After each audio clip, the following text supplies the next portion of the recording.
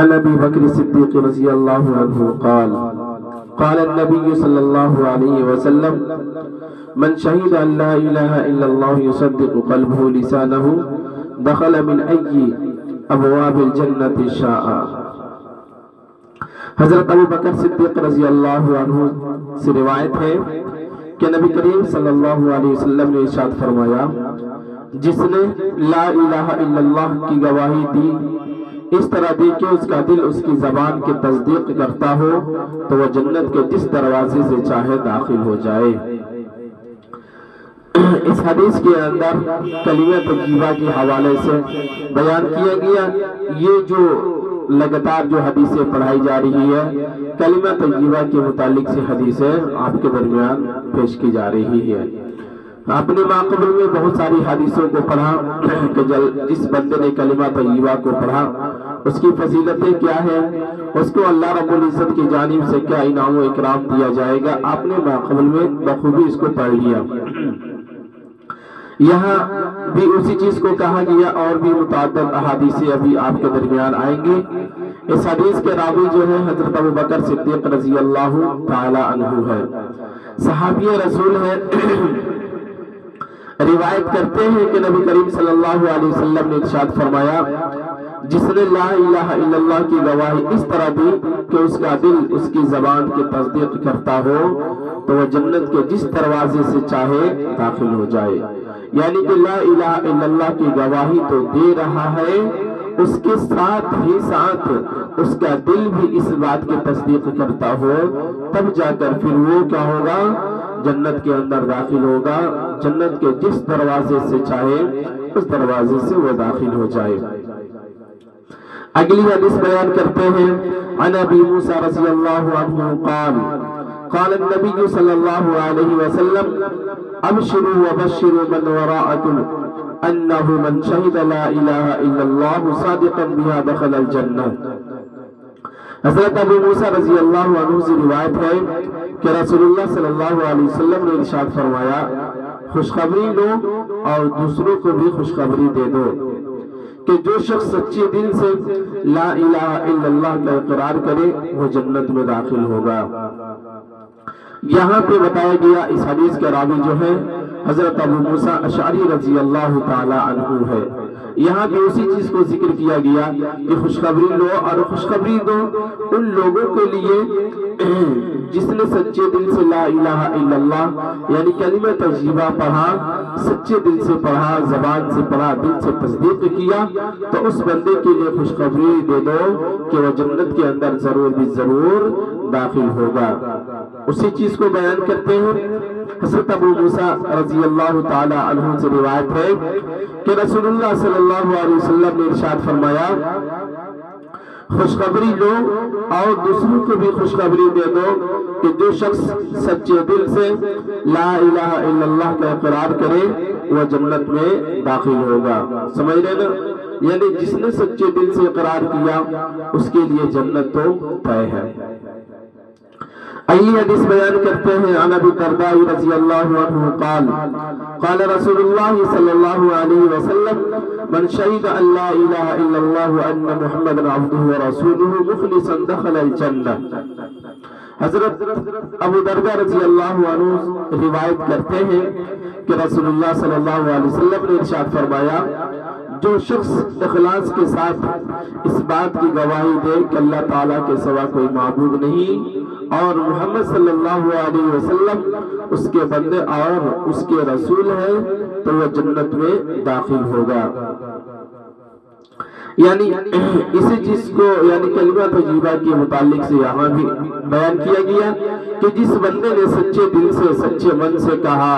کہ اللہ کے سوا کوئی معبود نہیں، وہی معبودیت کے لائق ہے، وہی خدا ہے جس کو پوجا کیا جا سکتا، وہی پوجا کرنے کے لائق بھی ہے، تو اور محمد رسول اللہ صلی اللہ علیہ وسلم کہ اللہ کے رسول ہونے کی گواہی دے اور اللہ کے سچے بندے رسول ہونے کی جو بندہ گواہی دے گا تو پھر کیا ہوگا، وہ جنت کے اندر ضرور داخل ہوگا۔ اسی چیز کو بیان کرتے ہیں، اس حدیث کے راوی جو ہے حضرت ابو دردہ رضی اللہ تعالی عنہ ہے،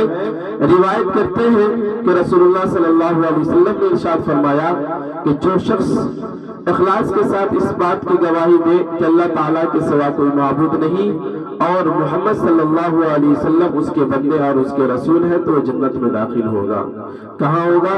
وہ جنت کے اندر ضرور داخل ہوگا، اللہ رب العزت کی جانب سے ضرور جنت اسے ملے گی۔ اگلی حدیث بیان کرتے ہیں،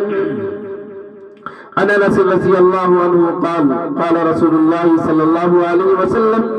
دخلت الجنة فرأيت في عارضة الجنة مكتوبا 3 أسطر بالذهب، السطر الأول لا إله إلا الله محمد رسول الله،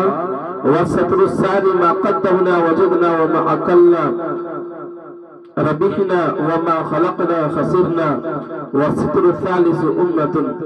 مذنبة ورب غفور۔ حضرت انس رضی اللہ عنہ روایت کرتے ہیں کہ رسول اللہ صلی اللہ علیہ وسلم نے ارشاد فرمایا کہ میں جنت میں داخل ہوا تو میں نے جنت کے دونوں طرف 3 سطریں سونے کے پانی سے لکھی ہوئی دیکھی۔ پہلی سطر لا الہ الا اللہ محمد رسول اللہ، دوسری سطر جو ہم نے آگے بھیج دیا یعنی صدقہ وغیرہ کر دیا اس کا ثواب ہمیں مل گیا، اور جو دنیا میں ہم نے کھا پی لیا اس کا ہم نے نفع اٹھا لیا، اور جو کچھ ہم چھوڑ آئے اس میں ہمیں نقصان ہوا۔ تیسری سطر امت گناہگار ہے اور رب بخشنے والا ہے۔ یہاں پہ اس حدیث کے اندر جو ہے بہت ساری چیزوں کو بیان کیا گیا ہے۔ جب آپ صلی اللہ علیہ وسلم کو جنت دکھایا گیا، جب آپ صلی اللہ علیہ وسلم جنت میں داخل ہوئے تو انہوں نے جنت کے کیا کہتے ہیں جنت کے دونوں طرف 3 سطریں سونے کے پانی سے لکھی ہوئی دیکھی۔ کیا کہا کہ 3 سطریں سونے کے پانی سے لکھی ہوئی دیکھی، یعنی کہ جب جنت کے اندر ان کو داخل کیا گیا، جب وہ جنت کے اندر داخل ہوئے تھے تو سونے کے پانی سے 3 سطریں لکھی ہوئی دیکھیں۔ اس کے بعد وہ 3 سطریں کیا ہے اس کو ذکر کرتے ہیں۔ پہلی سطر جو تھی وہ یہ کہ لا الہ الا اللہ محمد رسول اللہ، کیا ہے یعنی سونے کے پانی سے جو سطریں لکھی گئی تھی 3 سطریں جو تھی اس میں سے پہلی سطر جو تھی وہ کیا تھی؟ لا الہ الا اللہ محمد رسول اللہ، یعنی کہ 6 کلمات طیبہ۔ پھر اس کے بعد دوسری سطر جو ہم نے آگے بھیج دیا یعنی صدقہ وغیرہ کر دیا اس کا ثواب ہمیں مل گیا، اور جو دنیا میں ہم نے کھا پی لیا اس کا ہم نے نفع اٹھا لیا، جو کچھ ہم چھوڑ آئے اس میں ہمیں نقصان ہوا۔ یعنی کہ دوسری سطح یہ دیکھیں صدقہ وغیرہ کے حوالے سے کہ جو کچھ ہم نے دے دیا اللہ کی راہ میں دے دیا تو وہ اس کا ثواب جو ہے وہ تو ہمیں مل گیا، اور دنیا میں جو ہم کھا پی لی اس کا وہ تو ہو گیا، لیکن جو چیزیں ہم چھوڑ کر آ گئے اس دنیا کے اندر تو اس کے اندر ہمیں نقصان ہوا۔ یہ دوسری سطر تھی۔ پہلی سطر لا الہ الا اللہ محمد رسول اللہ، دوسری سطر صدقہ یعنی کہ جو ہم نے دنیا کے اندر بھیج دیا اس کا ثواب ہمیں مل گیا، کھا پی لیا اس کا ثواب ملا، جو ہم نے چھوڑ دیا اس کے اندر ہمیں نقصان ہوا۔ تیسری سطر یہ تھی امت گناہگار ہے اور رب بخشنے والا ہے۔ یہ بہت ان تمام میں یہ سب سے بڑی چیز ہے اور یہ بہت ہی بڑی بات ہے کہ امت گناہگار ہے اور رب بخشنے والا ہے۔ کہ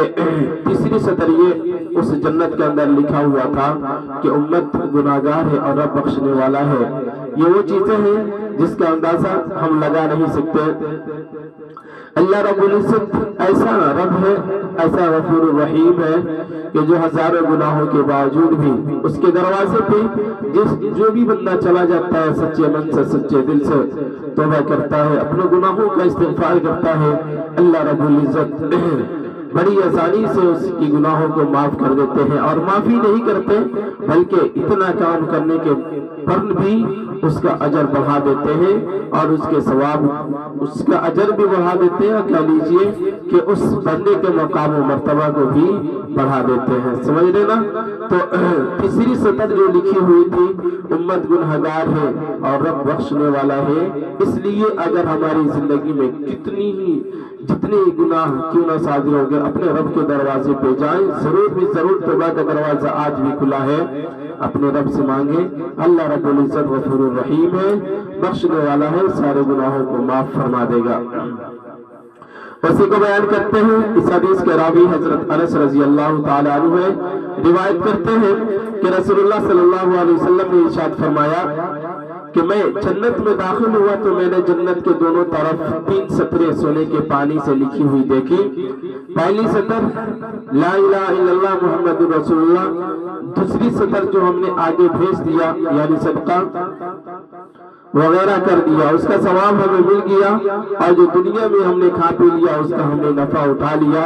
اور جو کچھ ہم چھوڑ آئے اس میں ہمیں نقصان ہوا۔ تیسری سطر امت گنہگار ہے اور بخشنے والا ہے۔ یہ 3 چیزیں تھی جس کو آپ صلی اللہ علیہ وسلم جنت کے اندر داخل ہوئے تھے تو دیکھے تھے، ٹھیک ہے نا؟ تو یہ چیزیں ہیں، رب غفور الرحیم ہے، رب بخشنے والا ہے۔ جو بھی چیزیں ہیں ہم اپنے رب کے دروازے پہ جائیں اور اپنے رب سے مانگیں، ہر چیزوں کو پورا کرنے والا ہے۔ بالکل یقین ہے اپنے رب کی جانب سے کہ ہمارے تمام گناہوں کو بھی وہ معاف فرما دے گا۔